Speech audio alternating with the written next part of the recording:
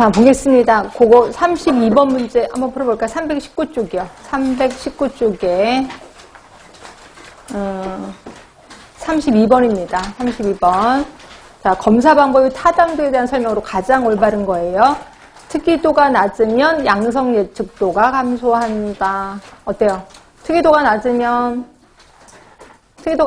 양성 예측도 감소할까요? 증가할까요? 응? 모르겠어요? 변함이 없어요? 근데 특이도가 낮으면은 어떤 거예요?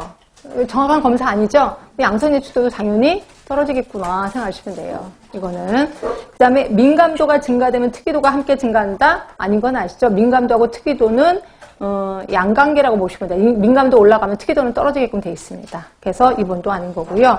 자, 이거예요. 진단 기준이 경계값을 올리면 아까는 내리면이었었어. 그렇지? 근데 올리면 어떻게 돼요? 그러면 민감도는 감소돼요. 민감도는 감소됩니다. 자, 유병률이 높은 질환은 아까 뭐가 높은 검사를 하라 그랬죠? 민감도가 유병률이 높아. 환자가 많다 그랬죠? 진짜 환자를 골라내야 되겠죠? 그럼 무슨? 민감도가 높은 검사 방법을 사용해야 돼요. 근데 유병률이 낮으면 진짜 건강한 사람을 골라내야 돼. 그래서 이때는 특이도가 높은 검사를 사용해야 된다. 이건 아까 외우시라고 그랬잖아요. 외운 거. 예, 그겁니다. 그래서 이렇게만 딸랑 나왔는데 서울시에서 좋아하는 게 이런 문제예요. 그러니까 이게 문제 하나 땅 해놓고 푸는 게 있는데 그래서 그냥 외울 수 있으면 외우는데 외우기 힘들면 아까대로 그거대로 하는 거고 요거 말고도 제가 아까 말대로 진단 기준이 아니라 유병률을 낮췄을 때 높였을 때 이런 것도 다 얘기를 했고 진단 기준 높였을 때 낮췄을 때도 다 얘기를 한 거고요.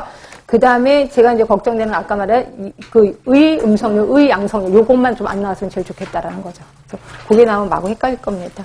그래서 기출문제도 보시면 의 양성률, 의 음성률을 구하라는 건 거의 없어요. 민감도 특이도밖에 없어서. 그래서 그 정도 되지 않을까라고도 생각이 듭니다. 자, 이렇게 있고. 그 다음에 우리 계속해서 넘어갈게요. 우리 337쪽까지 했고 338쪽에서 보시면 그래서 이제 기획 과정을 한번 쭉 훑어봤고요. 기획 과정에서 평가 이런 것들도 있는데 여기서 이제 구분하실 건 그거예요. 예전에도 우리 평가 방법을 했지만 산출 평가하고 결과 평가 이거 좀 구분하자라고 표현했고요. 여기서도 그 말이 나옵니다. 투입에 대한 평가는 다 아실 거고 활동 단계에 대한 평가도 역시 그 시기에 몇 월 달까지 뭐 하기로 했어 그럼 다 했는지 그것도 아주 그렇게 어려운 건 아닐 겁니다. 산출 단계 평가가 있고 결과 단계 평가 3번, 4번 요걸 좀 구분할게 해요. 그때도 분명히 제가 얘기를 하긴 했는데 자, 직접적인 산출물이 산출 평가야. 결국 내가 어떤 예를 들어서 결핵 유병률을 낮추기 위해서 사람들을 주민들을 모아놓고 교육을 했어. 그거 얼마나 교육을 했는데 교육 횟수요. 이런 것들 교육 또는 상담 횟수 이런 것들은 모두 산출 평가라고 볼 수 있어. 그러니까 직접적인 산출을 얘기하는 거고요. 결과 평가는 그래서 유병률이 어떻게 됐는데 이런 걸 보는 거죠. 또는 만족도가 어떻게 됐는데 이런 것들도 보는 게 결과 평가. 그래서 대부분 산출 평가하고 결과 평가가 좀 헷갈린다라고 표현을 했었을 거예요. 자, 그리고 이런 과정에서 경제성을 평가하는데요. 이것도 그렇게 나오지는 않았는데 나올 법해서 비용 효과 분석, 비용 편익 분석, 비용 효용 분석이 있습니다. 이것도 제가 요번에 최근에 이거 올려놨을 겁니다. 그러니까 여러 번 생각하면서 제가 올려놓은 겁니다. 그러니까 제발 좀 보셔야 돼. 유튜브에 올려놨거든요. 아주 잘 돼 있는데 그건 좀 더 깊은 내용이긴 합니다. 자, 일단 설명을 드릴게요.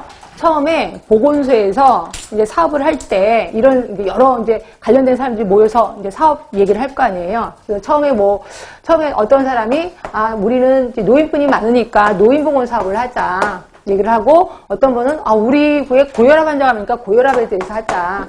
또는 모성에 대해서 하자. 그래서 모성에 대한 사업을 하자라고 여러 대안을 설정을 할 거예요. 그렇죠? 여러 대안을 설정한다는 건 결국 뭐냐면 목표가 여러 개라는 거야. 그렇죠? 이렇게 목표가 여러 개 있을 때 가장 좋은 것을 뽑아낼 때 사용하는 게 뭐냐면 비용 편익 분석이에요. 비용 편익 분석. 자, 비용 편익 분석은 처음에 투입을 비용으로 환산을 합니다. 그리고 아웃풋을 편익으로 판단을 해. 편익. 그러니까 이것도 역시 돈으로 하는 겁니다. 결국 돈을 얼마나 투자해서 얼마나 돈을 걷어들일 건데 이런 거를 우리 비용 편익 분석이라고 하는 거고요. 비용 편익 분석은 말 그대로 경제성을 따지는 거예요. 이게 경제적이냐 아니냐 이걸 따지는 거죠. 자, 그래서 여기에는 뭐 몇 가지가 있긴 하는데, 우리 간헐책에는 없긴 하는데, 일단 한 가지만 얘기할게요. 비용 편익비를 따지기로 합니다. 자, 비용 편익비는 뭐냐면, 자, 투입분의 산출을 따지는 거야. 그러니까 돈 얼마나 들었는데, 얼마나 나왔는데, 이걸 보는 겁니다. 그럼 얘는 1이면 어떻게 돼? 1이면.